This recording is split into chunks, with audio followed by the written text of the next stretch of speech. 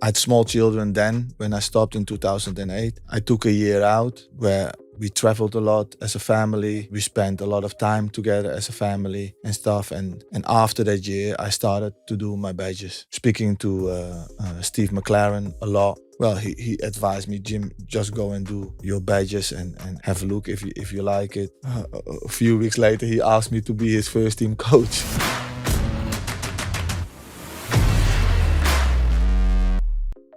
So when you left Chelsea, I think you did Middlesbrough and Charlton and Cardiff, and I guess that saw in the end of your career, end of your playing career anyway, in 2008. Yeah. I mean, when you finished playing, I mean, I guess what made the decision to finish? But then, did you know immediately that you were going to go into coaching and management, or were you going to take a time out? I took a time out. I didn't know yet that I was going to go into coaching. I didn't do my badges at that time. Were you financially secure enough to never work again if you wanted to? I was all right. I had made some investments that didn't work out. Some did, but I was okay. But I've always been somebody that wants to do something anyway, you know. But I took. I had small children then when I stopped in 2008. I took a year out where we traveled a lot as a family.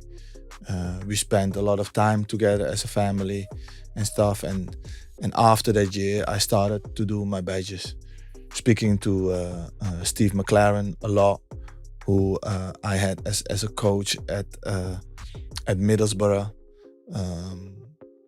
who then he advised me, Jim, just go and do your badges and have a look if you like it. Did a lot of coaching at Chelsea where Neil Bart helped me out with the youth, with having X amount of players that I could coach with and stuff, where Chelsea was just absolutely brilliant and giving me time to coach the youngsters. Then Steve McLaren became manager at Nottingham Forest, and he said, Jim, come and have a look, come and spend some time with us.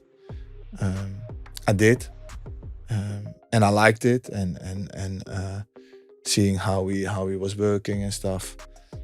And then a few weeks later, he asked me to be his first team coach. What came just out of the blue, you know? Didn't expect that. So I took it.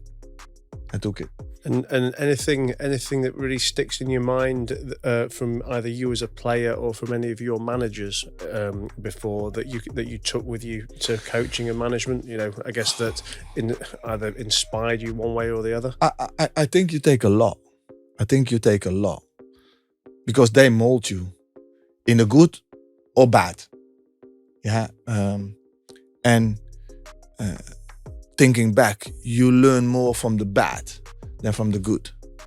You know, you always have got a vision of how you want things anyway. In business or in football, it's all the same. Yeah, it's putting that vision in on paper and to deliver it to the individuals. And there is where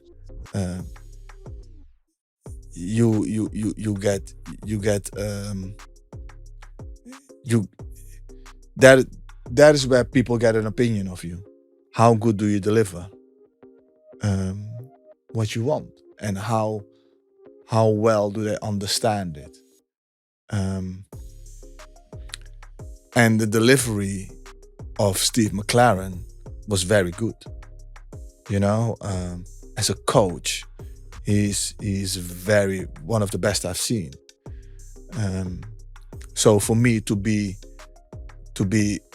around him when he's doing that, yes, very good. But then But then you're going to think about your other coaches, you know, that you've had, a Louis van Gaal, or a Hiddink, or a George Graham, or a Ranieri, or Gianluca Vialli, or whoever, you know.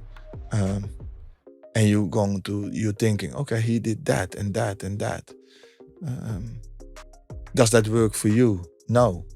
But you have to make things your own. You know, you cannot just take something from somebody else and replicate it, because it's not your own. You have to make things your own.